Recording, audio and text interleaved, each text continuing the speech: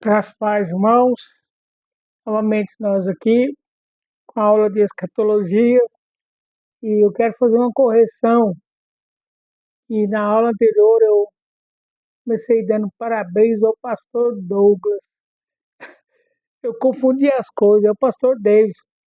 É, a idade vai chegando, a cabeça vai enfraquecendo. E depois eu contei para minha esposa aqui das rimos que só. Falei para ela que eu tinha chamado o pastor Davis de pastor Douglas 3 vezes durante a gravação. Fica meu abraço a ele. Aí o pastor Davidson, e não é o pastor Douglas, né? Mas vamos dar continuidade. Meus amados irmãos, na minha programação, nós íamos continuar agora com o texto, as ressurreições. Mas antes das ressurreições, eu resolvi fazer aquilo que eu tinha falado que ia fazer por último, que era falar do trono de Deus e falar da Nova Jerusalém. Veja só, eu quero falar esse capítulo número 4 da visão do trono de Deus. Depois nós voltamos para as ressurreições. Vocês vão receber uma apostila à parte, bem pequenininha, sobre a visão do trono e a novo céu e nova terra. O trono de Deus está lá no capítulo 4. Para você entender, nós temos que voltar lá em Apocalipse 1,19. Apocalipse 1,19 é o resumo do livro de Apocalipse. Ele passa João descreve de uma forma tremenda o que é o livro de Apocalipse. Às vezes, um dia uma pessoa me perguntou assim, pastor, como é que o senhor sintetizaria o livro de Apocalipse? Apocalipse 1,19, que diz assim, escreve, pois, as coisas que vistes, as que viram ele viu Jesus glorificado, Jesus aparece para ele, como no meio das 7 igrejas, né, com os candeeiros na mão, as coisas que viste. E as que são, ainda no versículo 19, e as que são, as que são, é o capítulo 2 e 3. As que viste, é Jesus glorificado, as que são a igreja, né, as 7 igrejas do Apocalipse, e as que hão de acontecer depois. O que é que vai acontecer depois? É depois do capítulo 5 até o final, como nós já falamos. Então, nós ainda estamos é, nas, na a transição das que são para as coisas que vão acontecer. Essa transição acontece com vão sendo arrebatado para o céu, e vê o céu ali, ele é arrebatado em espírito e vê o trono de Deus. Que coisa linda, que coisa maravilhosa, né? Daria uma pregação aqui no mínimo de 1 hora e 10, só de nós falarmos sobre o trono de Deus. Aí no capítulo 4, do 2 a 7, tem uma descrição ao redor do trono e ao redor do trono, com Deus sentado no trono, na sua majestade, reinando eternamente. E nós vamos estar lá diante desse trono. E no finalzinho, tem uma adoração ao nosso Deus, dos seres viventes, dos anjos, dos querubins, serafins, dos 24 anciãos que prostram e adoram ao nosso Deus. Nós vamos estar lá também, não digo assistindo essa cena, mas participando dessa cena de adoração a Deus. E lá no capítulo 21 e 22, depois que acaba tudo, depois que acaba a tribulação, depois que acaba o milênio, João vê a nova Jerusalém descendo do céu, ataviada como noiva. Veja só, a primeira terra, o primeiro céu, a primeira terra, já se passaram. Não sei se vocês se lembram, em uma dos 7 selos, não, das 7 trombetas, o céu enrolou como pergaminho. E a terra foi queimada. 1 Pedro fala sobre isso, que essa terra atual está sendo adornada para queimar. O fogo vai queimar. A primeira destruição da terra veio com o dilúvio, com a água. E agora, quando acabar o milênio, vai tudo isso aqui queimar. Eu me lembro uma vez que eu estava na hora lá de Fortaleza com um tio meu. Esse tio meu, ele é um presbítero. Aí ele estava maravilhado com aqueles prédios grandes, aquela orla muito bonita, muito bem arrumada a cidade de Fortaleza, a orla lá. Aí ele, aí eu olhei assim, aqueles prédios enormes, aqueles prédios grandes. Eu peguei e falei, você tinha, isso aí tudo vai pegar fogo, tudo vai virar cinza, já vai passar. Ele olhou para mim e falou assim, que é isso, menino? Onde é que você viu isso? Eu falei, está lá na Bíblia. A Bíblia fala que essa terra vai pegar fogo, vai queimar.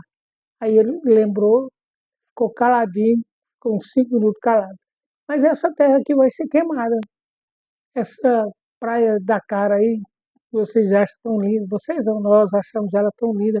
Isso aí tudo vai queimar, esse marzão aí vai passar, não vai existir mais. Aí vai vir o novo céu e a nova terra. O que que é o novo céu e a nova terra, né? É a Jerusalém espiritual. Não é essa Jerusalém de agora, não. É, é essa que é descrita com ruas de ouro.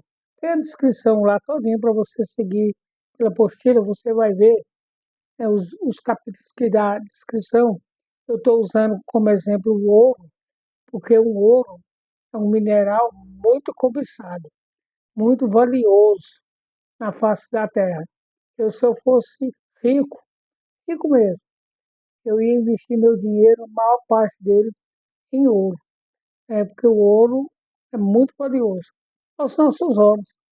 Aos olhos de Deus, não tem valor nenhum.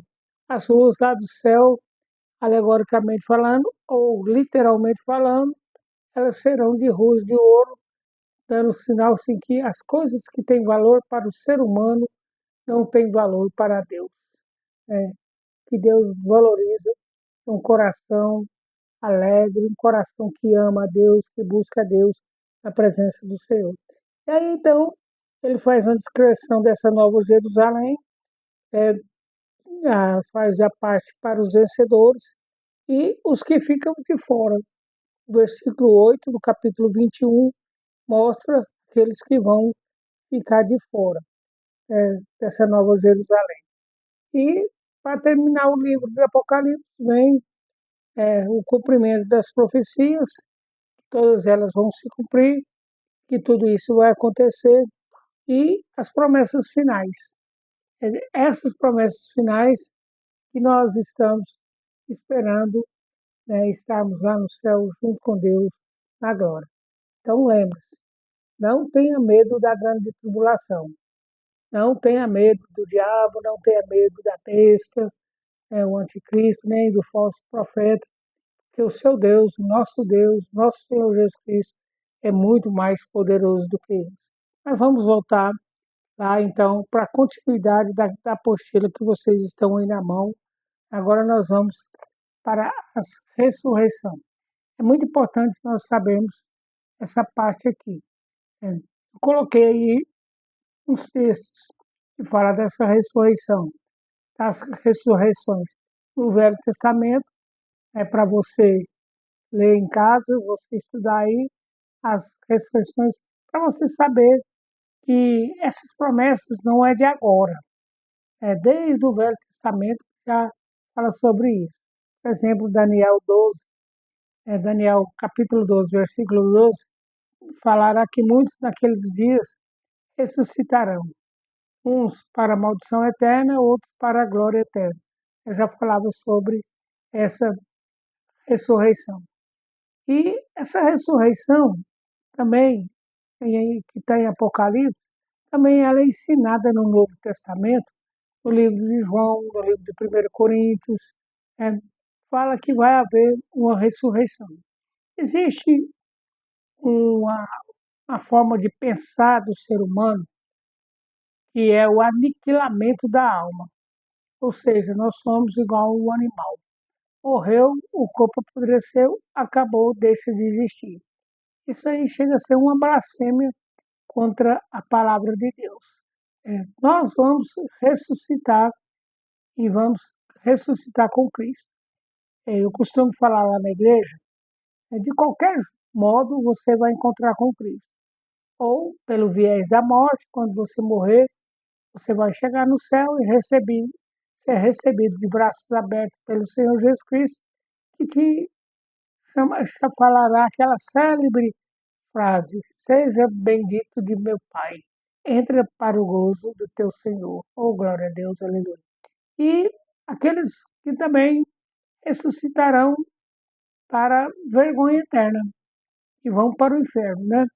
Então, para nós, interessa que o ensino da ressurreição é verídico, é real, está na Bíblia. Jesus foi a primícia da ressurreição. Então, nós vamos esperar em Deus por essa ressurreição. Sim, eu falei que nós vamos encontrar todo jeito com Jesus, um pelo viés da morte e o outro pelo arrebatamento. É pelo arrebatamento. Ou seja, nós estamos aqui, ouvi a trombeta, Jesus lá nas nuvens, nós olhamos para o céu e vê os mortos morrer em Cristo Jesus, ressuscitar ao nosso lado, e no piscar dos olhos, numa fração de segundo, nós também subimos para encontrar com o nosso Senhor Jesus Cristo, lá nos ares, nas nuvens, com o corpo glorificado, para nós irmos então reinar com Ele eternamente. Essa ressurreição, ela será universal, né? Ela será universal, o mundo inteiro vai ver, vai ter ressurreição em todos os planetas, em todos os países. Vai ser uma coisa extraordinária que o nosso Deus vai fazer para nós. E ela será em duas sessões, ou seja, duas ressurreições. A primeira ressurreição é para os salvos de todos os tempos. Em Apocalipse 20, 4 a 6, é, chega a terminar o versículo 6, se não me engano, que fala assim: esta é a primeira ressurreição, ou seja, para aqueles que foram salvos. Salvos no período da graça, salvos no período do Novo Testamento, então serão ressuscitados com Cristo. Aí ela tem umas características. Cristo foi a primícia, ele já ressuscitou. Cristo foi a primícia, da ressurreição. Ah, mas Lázaro não ressuscitou antes? O filho da viúva de Naim e tal? Não, veja só. Literalmente falando, do português, o que aconteceu com Lázaro, com o filho da viúva de Naim, com o filho lá daquela no Velho Testamento, eles vivificaram, voltaram no mesmo corpo. O corpo deles tiveram vida novamente e depois morreram. Determinado tempo depois, Lázaro morreu, filho da viúva de Naim morreu, mas ressurreição quer dizer que você vai nascer não, ó, perdão, isso é heresia, que você vai ter um novo corpo. Você lembra que Maria não reconheceu Jesus lá no túmulo? Jesus teve que falar com ela de uma forma toda especial para ela reconhecer ela. Os discípulos, no caminho de Emaús, também não reconheciam Jesus, e eles reconheceram quando Jesus foi partir o pão, que eles viram as mãos furadas de Jesus, que eles reconheceram a Jesus. Ora, aqueles homens ali tinham vivido pelo menos 3 anos, com Maria também vivendo pelo menos muito tempo com ele, né? Ali que reconheceram pelo ato dele partir o pão e viram um buraco nas mãos dele, reconheceram que era o Senhor Jesus Cristo, porque pelo corpo dele em si eles não reconheceram. Por quê? Porque já estava num corpo glorificado. Como diz lá em Hebreus, ele é a expressão máxima do ser de Deus. Ele já foi a primícia dos que dormem. Eu coloquei 3 coisas aqui para vocês, mas não quero que confunda a cabeça de vocês, não. Eu quero tentar explicar como é que é a ressurreição para os pré-tribulacionistas. Vocês vão lá, ler em 1 Coríntios e em 1 Tessalonicenses e vocês vão ver. A, a, a ressurreição para a igreja mid ou meso tribulacionista e a ressurreição na igreja tribulacionista. Né? Vocês vão lá e ver, estuda isso aí, vocês vão ver a diferença da ressurreição eterna, a ressurreição final, nesses últimos dias, nesse tempo final. E a segunda etapa da ressurreição é a ressurreição para aqueles que não têm o nome escrito no livro da vida. Eu fiz questão de botar os que não têm o nome escrito no livro da vida. Eu podia colocar na apostila aí para vocês, é, é, para aqueles que não foram salvos. É a mesma coisa para aqueles que não têm o nome no livro da vida. Eu quero que vocês tenham uma noção da importância do livro da vida. A importância do livro da vida, ele vai estar lá no grande trono, no branco, o grande trono branco, vai estar lá no céu. É, existe, eu costumo dizer, e isso aí não tem na Bíblia não, viu, irmãos? Só tem uma parte. Eu costumo dizer que tem tem uma cópia do livro da vida lá no inferno. A original está lá no céu, com o nome dos que estão escritos, e uma cópia lá no inferno, para Satanás conferir todos aqueles que não têm o nome escrito no livro da vida, vão estar com ele, reinando no inferno, sofrendo as tormentas eternamente. Então é muito importante nós termos essa visão de que o que mais importa para o crente, além da vida de santidade, além de ter comunhão com Deus, tal, é ter um nome escrito no livro da vida. E o seu nome já foi escrito no dia que você aceitou a Jesus como Senhor e Salvador da sua vida. Então, esses que não têm o nome escrito no livro da vida, esses vão passar pela segunda ressurreição. Amém? É, e, continuando aqui, o corpo ressuscitado. Como é que vai ser esse corpo ressuscitado? Primeiramente, do crente.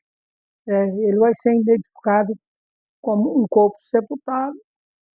Aqui na terra, se nós morrermos antes do arrebatamento, nosso corpo vai ser sepultado. Ultimamente está tendo uma onda aqui em Mossoró de pessoas que eu já fui pastor, morrendo. E nós já estamos chegando na etapa de encontrar com Jesus, né? E aconteceu um fato interessante lá na Igreja Central. Morreu um irmão, ele era pastor, eu fui pastor dele, depois ele fez o curso, também era pastor, morreu de um câncer, morreu um outro de infarto, morreu um outro de diabetes. E aquelas ovelhas antigas, eu sempre, fazia muito tempo que eu não via eles, né, que era lá da Igreja Central, outra igreja daqui de Mossoró, e nós encontrávamos sempre desse enterro. Aí, quando terminou o terceiro enterro, eu cheguei para um vizinho meu que é lá da Igreja Central e falei para eles, olha, cuidado que no próximo enterro eu não vou te encontrar, viu? Pode ser o seu. Ela olhou para mim e falou, pode ser o seu também, pastor. Eu falei, não, eu sei, mas pretendo que seja o seu, aí nós rimos que só. Mas, é, é, brincadeira à parte, nós vamos ter, antes do arrebatamento, esse corpo nosso vai ser enterrado, vai por descer, vai acabar, vai ser aniquilado, esperando a nossa ressurreição no corpo glorificado. Né? Esperamos isso aí para a nossa vida. Aí, lá em 1 João 3,2, diz que nosso corpo será semelhante ao corpo de Cristo, corpo glorificado. Lá no céu, não vou ter essa barba, não vou ter essas diabetes, esses infartos, esses AVC, não vou ter nada disso, isso tudo passou. É, esse corpo do crente, o corpo ressuscitado para o crente, ele é uma coisa real, porque está na Bíblia. Ele é livre, vai ser livre de limitações terrenas, né? Nós não vamos ter mais muitos problemas no nosso dia a dia. Né? E agora do inferno, do incrédulo, daqueles que não têm o nome escrito no livro da vida. Né? É um corpo mortal e corrupto. É um corpo que vai morrer, apodrecer igualzinho o do Saulo. Né? É um corpo que não foi revestido de incorruptibilidade pelo Senhor Jesus Cristo. É um corpo que, quando ressuscitar, vai ser o mesmo corpo que a pessoa vivia aqui. Vai passar o resto da eternidade nesse mesmo corpo. Amém, irmãos? Então, como eu falei no outro vídeo, eu peço que vocês, chegando em casa, separem um tempo e lê todos esses versículos. Ou então, se vocês quiserem fazer grupos de estudos, dar uma sugestão, 2 ou 3 ou vários, fazer grupos de estudos extra sala de aula, fazer os estudos, tirar dúvidas de vocês entre vocês mesmos, e o que tiverem, as dúvidas que vocês não conseguirem tirar, leva aí para o pastor Davidson, que ele tira a dúvida de vocês, ou vocês mandam um vídeo para mim, mandam alguma mensagem que eu posso, se eu puder resolver, fazer uma resposta, eu vou dar. Irmãos, nós falamos em muito julgamento. É, a tribulação, bote isso na sua cabeça. Vai acontecer a tribulação por causa do juízo de Deus, do julgamento de Deus. Tem que acontecer o julgamento de Deus. Nós vimos lá diante do trono que Deus fala para João escrever essas coisas que vão acontecer, né?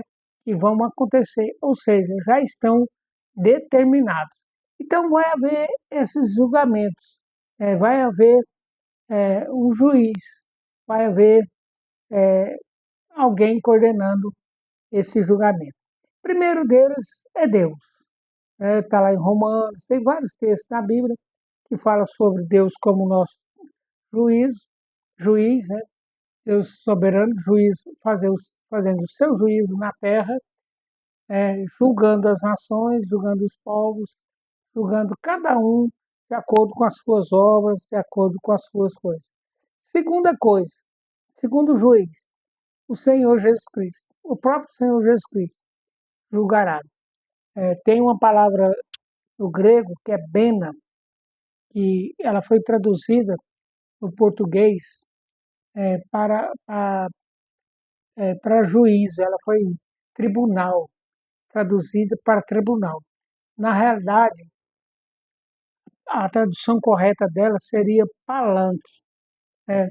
Jesus não vai assim julgar nós como um juiz, não, nós os salvos, mas ele vai julgar nós para dar os galardões, para entregar os galardões. Em 2 Coríntios fala sobre isso, João, Romanos, né? Ele como juiz, mas vai ser para nós, os crentes, aqueles que têm o nome escrito no livro da vida, né? Ele vai dar os galardões. Lá é interessante, em 2 Coríntios, que ele vai provar a obra de cada um. Por exemplo, se eu estou dando essas aulas aqui para vocês, para me mostrar, ou com uma segunda intenção, com alguma coisa mal no coração, quando eu chegar diante de Deus, de Jesus Cristo, lá no Bena, no palanque dele lá, e ele soprar, diz o Paulo que ele vai soprar, isso vai queimar, não vai me dar galardão nenhum. Mas se eu dispus dar essas aulas com amor, a obra de Deus, querendo ajudar os amados irmãos a crescer em Cristo Jesus, querendo ajudar o seminário de vocês, isso aí lá no céu vai, vai me redundar em galardões. Nós não sabemos como serão os galardões, mas vai ser uma coisa muito boa, algo tremendo. Alguns falam que é de um jeito, alguns falam que é de outro, né? E assim por diante. Tem muita piadinha sobre os galardões e assim por diante, né?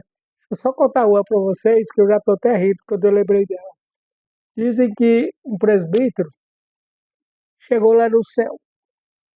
Um diácono tinha morrido 6 meses antes Aí o presbítero chegou lá no céu. O presbítero achou que ia arrebentar lá no céu, que ia ter um dos maiores galadão e tal. Mas ele fazia muita coisa na carne, ele fazia muita coisa para aparecer. Quando ele chegou lá no céu, foi chegando, tem lá aquele diácono, aquele homem humilde, trabalhador na obra de Deus, vem num carrão enorme, de grande, vê ele, encontra ele, ô presbítero, tudo bom? Aí ele pegou e falou, tudo bom, chegou agora, cheguei agora. Rapaz, você já recebeu seu galardão? Não, estou indo lá receber agora. É, aí ele foi lá receber os galardões. Quando ele pegou os galardões dele, ele recebeu uma bicicleta para andar lá no céu. Aí ele apelou com o anjo que deu a bicicleta para ele. Falou, rapaz, como é que pode, rapaz? Aquele diácono tá batendo um carrão aí, andando de carro de cima para baixo, e eu tô só com essa bicicletinha. Aí o anjo pegou e falou assim, olha, você dê por satisfeito. Tem pastor aqui que está andando a pé. Né? Então é uma brincadeira, uma piada sobre o galardão, nós não sabemos, mas é que o Senhor Jesus Cristo é que vai nos dar os galardões. Outro juiz também muito interessante somos nós, né? Que nós vamos auxiliar a Jesus, os santos, né? Nós, os que temos o nome escrito no livro da vida, né? Nós vamos ajudar, vamos auxiliar, ajudar não, auxiliar o Senhor Jesus Cristo no julgamento das nações, né? É tão interessante isso que é como hierarquia, Deus, Jesus Cristo e aqueles que aceitaram a Jesus como Senhor e Salvador vai fazer esse papel de juiz. Olha, mas é muito importante, nós não esquecemos que nós devemos viver uma vida de santidade na presença do Senhor para poder chegar diante de Jesus Cristo, não para ser julgado por Ele, mas para receber os galardões dele lá no céu. Amém, irmãos? E como será esse julgamento? Eu já falei do Bena de Cristo, terá um julgamento especial para a nação de Israel, né, como o povo escolhido de Deus, como o povo escolhido, não, um povo formado por Deus para proclamar às nações a palavra de Deus. Esse juízo, será esse julgamento? Veja só, vamos voltar um pouquinho no Velho Testamento. Quando Deus chamou Abraão, sai da tua terra, sai da tua parentela e vai para a terra que te mostrarei. Abraão não tinha nem noção da, da magnitude da obra que Deus estava preparando para ele. É, Deus estava preparando para ele uma grande nação. Ele ia ser, né, o pai de muitos povos, uma grande nação do Velho Testamento, que é a nação de Israel. Aí ele vai, começa a formar aquela nação e lá quando aí já indo lá para o tempo de Moisés, já passando todo aquele período, já chegando em Moisés, quando Moisés vai sair do Egito, tem um texto interessante lá em Êxodo que fala que vós sois raça eleita, sacerdócio. É o mesmo texto lá de 2 Pedro, fala que aquele povo, eles foram feitos por Deus, formados por Deus aquela nação, não existia aquela nação, mas Deus formou Israel, a partir de Abraão, passando pelos patriarcas, né? Aí aquele povo, a obrigação deles diante de Deus era de proclamar as virtudes daqueles que o chamou, proclamar a palavra de Deus no mundo. Só que eles não saíram, ficaram dentro de Jerusalém, ficaram presos na nação de Israel, achavam que eram os melhores, é, e eles deixaram. Então vai ter um julgamento especial para Israel por causa da omissão deles pregarem a palavra de Deus. Né? E, então, textos que nós temos aí não fala qual será o final desse julgamento, mas que eles serão julgados. Os gentios serão julgados, né?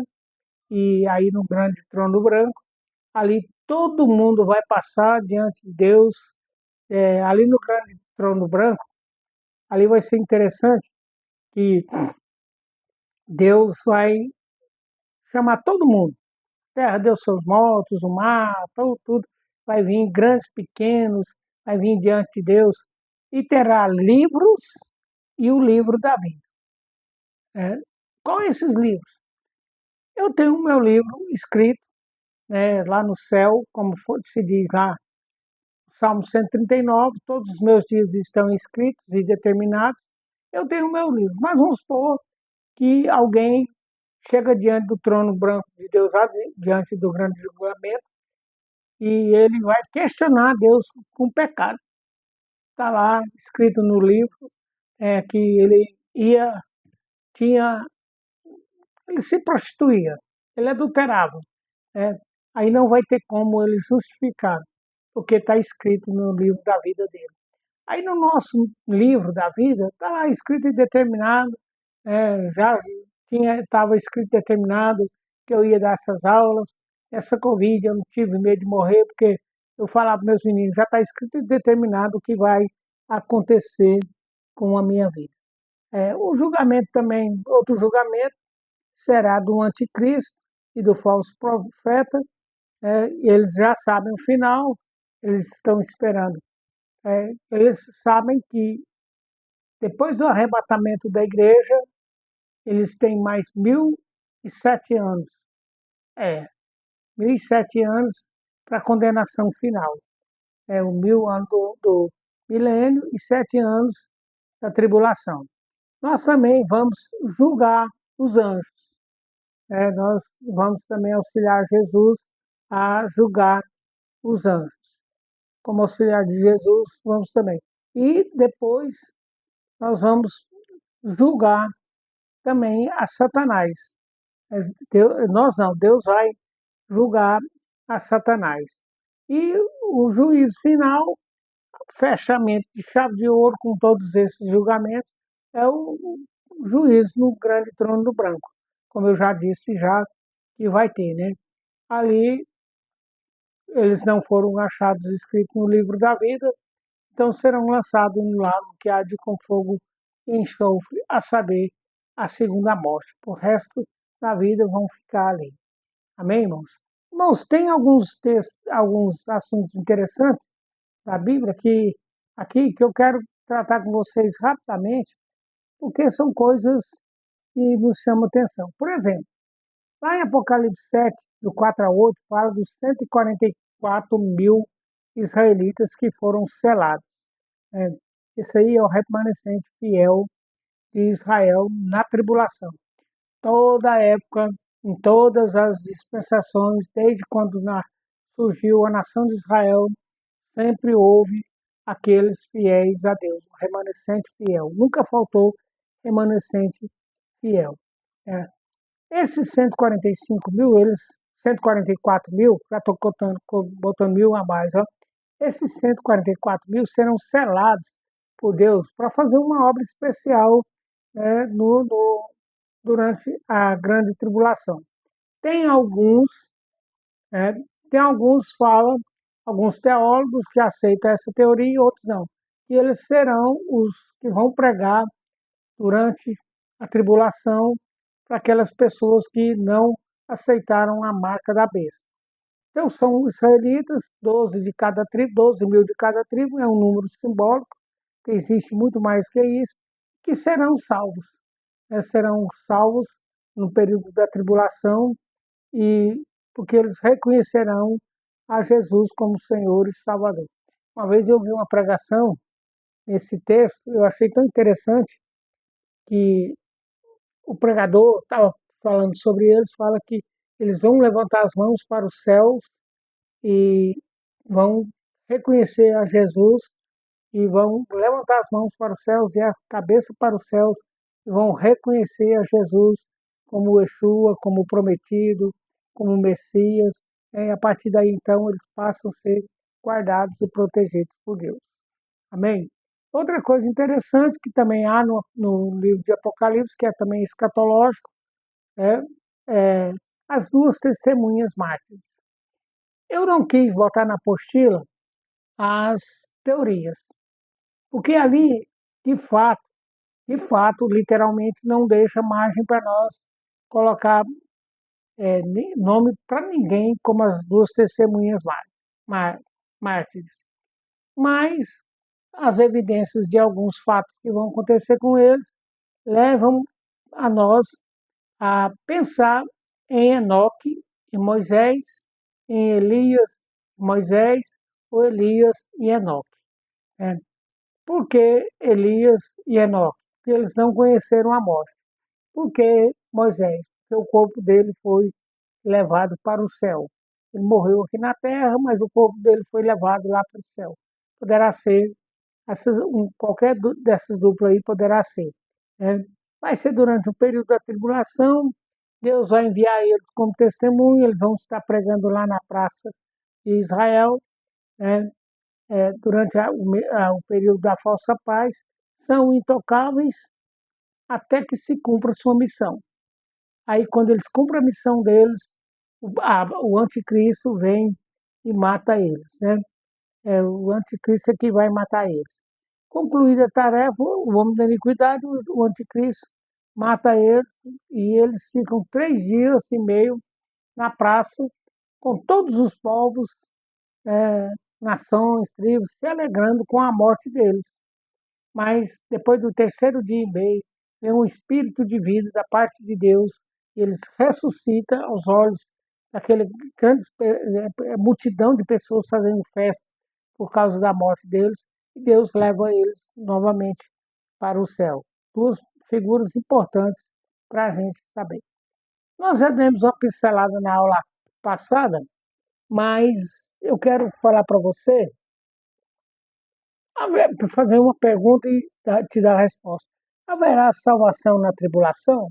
Na primeira aula nós já falamos sobre isso, eu quero só dar uma enfatizada, que a dispensação da graça, período da igreja, período em que você aceita Jesus e o Espírito Santo de Deus passa a entrar na sua vida, passou. Aí agora tem que ser pelo viés da morte. Né? Aí eu tenho uns textos aí que eu deixei para vocês verem, que precisará entregar sua própria vida para morrer, para ter a sua salvação. E terminando, outro assunto interessante, creio que vocês se interessam por isso, será a guerra do Armagedon. Virá Satanás preso 1000 anos, 7 anos de tribulação, preso 1000 anos, aí ele reúne todas as nações. Eu vou gastar um tempinho a mais. Veja só, por que Satanás vai conseguir reunir todas as nações para lutar contra Deus nessa guerra do Armagedon? Eu tenho uma teoria, essa é minha. É, porque todos os povos, línguas e nações que não reinaram com o Senhor Jesus Cristo durante o milênio, eles sabem que acabou, que eles já estão condenados para o inferno. Eles vão para o inferno. Então vai ser tipo assim, o último suspiro deles. Tentar destruir Jerusalém, tentar destruir Israel. E aí então o Senhor Jesus Cristo vai vir, e com a sua espada vai matar, vai ter um morticínio indescritível. Amém, irmãos. Nós terminamos aqui a nossa aula de escatologia.